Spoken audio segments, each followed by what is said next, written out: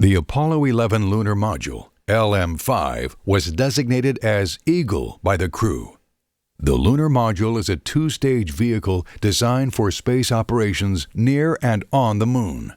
The LM is not capable of re-entering the atmosphere and was the first manned spacecraft designed solely for operation in space. The lunar module stands 22 feet 11 inches high and is 31 feet wide diagonally across the landing gear.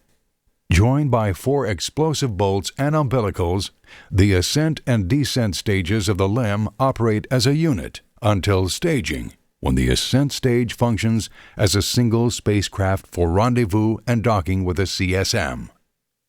3 main sections make up the ascent stage: the crew compartment, midsection, and the aft equipment bay. Only the crew compartment and midsection are pressurized at 4.8 pounds per square inch. The cabin volume is 235 cubic feet. The descent stage consists of a cruciform load-carrying structure of 2 pairs of parallel beams, upper and lower decks, and enclosure bulkheads. The center compartment houses the descent engine, and descent propellant tanks are housed in the 4 square bays around the engine. The descent stage measures 10 feet 7 inches high by 14 feet 1 inch in diameter.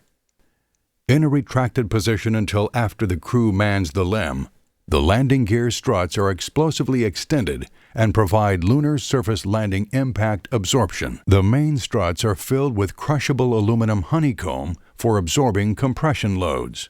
Footpads 37 inches in diameter at the end of the landing gear provide support on the surface.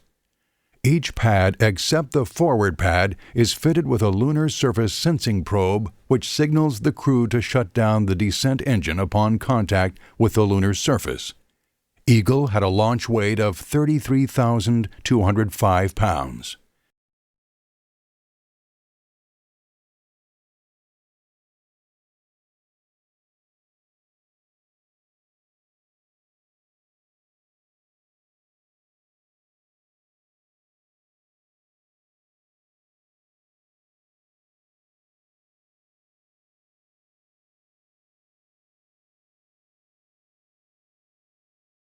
CSM-107, Apollo 11's Command and Service Module spacecraft, was designated as Columbia by the crew. It consisted of a service module 12 feet 10 inches in diameter and 24 feet 7 inches high. For the Apollo 11 mission, it weighed 51,243 pounds at launch.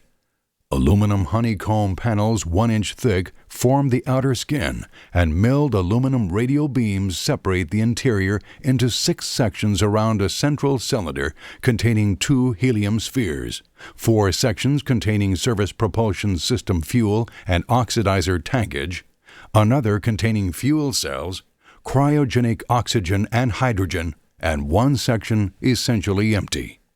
The service propulsion system provided thrust for large spacecraft velocity changes through a gimbal-mounted 20,500-pound thrust hypergolic engine using a nitrogen tetroxide oxidizer and a 50-50 mixture of unsymmetrical dimethylhydrazine and hydrazine fuel. The command module is a pressure vessel encased in heat shields, cone-shaped 11 feet 5 inches high with a base diameter of 12 feet 10 inches and a launch weight of 12,250 pounds. The command module consists of the forward compartment, which contains 2 reaction control engines and components of the Earth landing system, the crew compartment or inner pressure vessel containing crew accommodations, controls and displays, and many of the spacecraft systems, and the aft compartment housing 10 reaction control engines, propellant tankage, helium tanks, water tanks, and the CSM umbilical connection. The crew compartment contained 210 cubic feet of habitable volume. The command module Earth landing system includes the drogue and main parachute system, as well as post-landing recovery aids.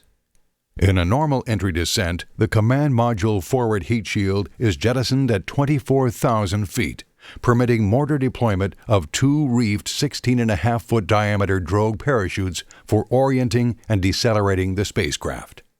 After drogue release, 3 mortar-deployed pilot chutes pull out the 3 main 83-foot diameter parachutes with 2-stage reefing to provide gradual inflation in 3 steps. 2 main parachutes out of 3 can provide a safe landing. Apollo 11, Houston, you're a go for TEI, over. Apollo 11, thank you. This is Apollo Control at 134 hours, 48 minutes. It continues very quiet here in Mission Control. The flight controllers have been observing the crew inputs to their computer, monitoring as the crew prepares for the trans-earth injection burn, scheduled to occur at about 35 minutes from now. This is Apollo Control. We're now less than 30 seconds from the time at which trans-earth injection is scheduled, the burn to start Apollo 11 on its trajectory back to Earth. We're now 15 seconds from the scheduled ignition time. That burn will last about 2 minutes, 28 seconds and consume 10,000 pounds of propellant.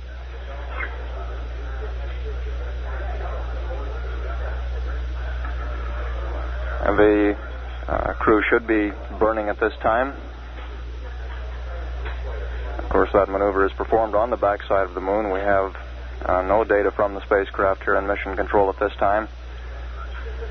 We won't know how the burn went for about another 10 minutes, which is the time at which we're scheduled to reacquire Apollo 11. AOS. And there's the cue. We have acquisition of signal. Hello, Apollo 11, Houston, how did it go, over?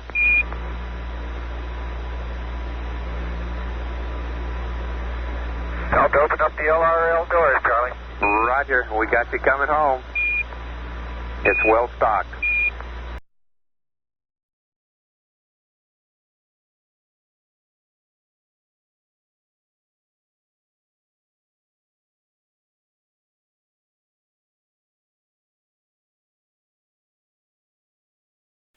At launch, the lunar module is housed in the spacecraft Lunar Module Adapters section.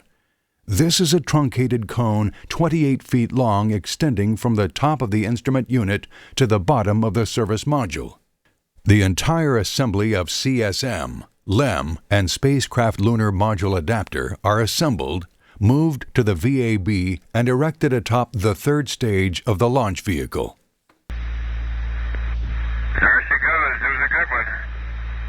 Roger, Dodger. We got Eagle looking good. It's holding cabin pressure, and it picked up about 2 feet per second from that jettison. I believe that. I can see some cracks in outer coating around the tunnel.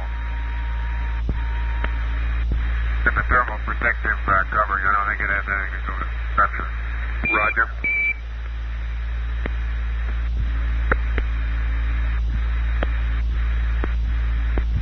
Hello, Columbia, Houston. We'll have a attitude and a little blip burn for you at about 130.30 so we can separate from Eagle, over.